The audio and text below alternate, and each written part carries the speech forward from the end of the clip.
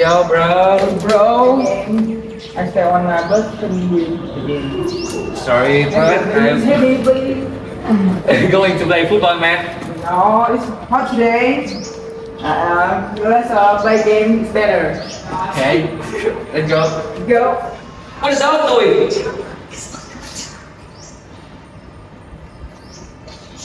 Balik, man.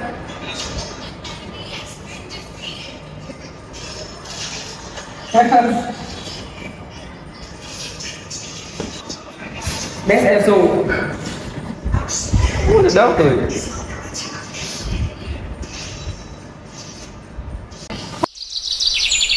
No!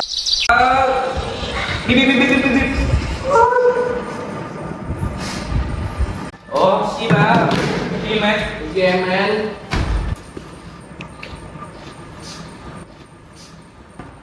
What's wrong with him? I have no idea. Maybe he has bad hypertension. Hypertension? Is it dangerous? Hypertension? Hypertension is a condition in which the blood pressure in the arteries is too low. Normally, it's done as dangerous as hypertension, but sometimes it will cause dizziness and fatigue, like him. But in some cases, it's also life-threatening because if the organs in our body will not receive enough oxygen and nutrients, and it will increase the risk of stroke and heart attack too. Whether hypertension leads to lack of nutrients and oxygen in our body organs. It relates to the human circulatory system. Every day, your heart beats about 100,000 times, sending 2,000 gallons of blood surging through your body. Although it is no bigger than your fist, your heart has the mighty job of keeping the blood flowing through 60,000 miles of blood vessels that feed your organs and tissues. Food, water, and oxygen are essential for the existence of human life.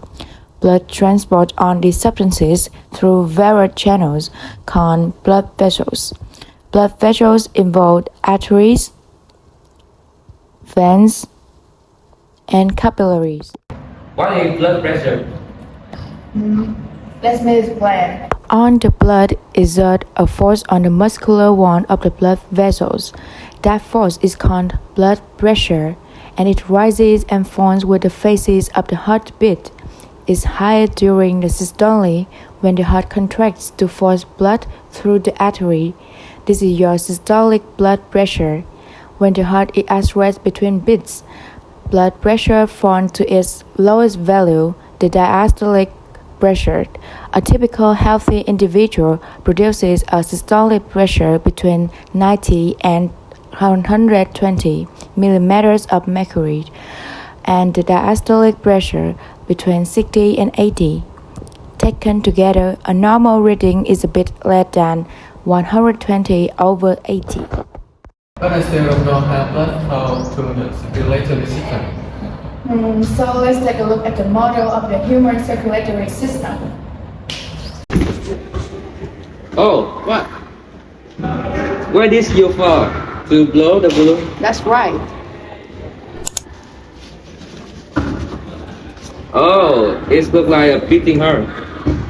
Yes, and behind there's another heart model with it carved into 4 hollow chambers: right atrium, right ventricle, left atrium, and left ventricle. It presents the way blood moves through the circulatory system.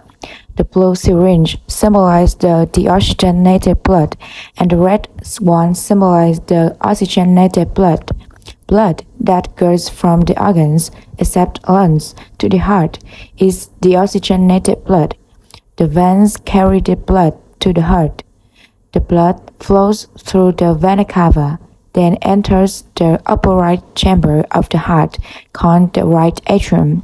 The right atrium gets contracted, allowing the blood to flow into the right ventricle through the one-way vein. After that, the right ventricle contracts along with the expansion of the right atrium, pushing the blood into the pulmonary artery. The lungs oxygenate the blood by exchanging gases, and the blood flows back into the heart through the pulmonary veins to the left atrium. The left atrium relaxes. This blood is pumped into the heart. When the left atrium contracts, the left ventricle relaxes at the same time. The left atrium pushes the blood into the left ventricle through the one-way vein. When the left ventricle contracts, the blood is pumped into the aorta. Oxygen-rich blood reaches the different parts of the body, except the lungs, through the arteries. The arteries get branches into capillaries, which then reach to the different organs of the body. The blood then becomes deoxygenated, and the blood capillaries get mixed and form thicker blood vessels called veins, and the circulatory cycle starts on over again. And this hurts can be removed too. Right. But I wonder what these yellow things are. They present the cardiac conduction system, which have the heart automatically contract and expand periodically. It starts when the sinoatrial node creates an excitation signal. The excitation signal travels to the atria and tells them to contract. Then it will go to the atrioventricular node and delayed until the atria are empty of blood. After it goes to the bundle of hairs, this will carry it to the Purkinje fibers. When it goes from the Purkinje fibers to the ventricles, it will cause them to contract. Hey, can you hear it yet? Circulatory system is so important, so we need to take care of our heart health. Don't stay up too late and consuming fat. Don't steam food and pork too. The sauce church like one way is okay. Thank you for watching this video.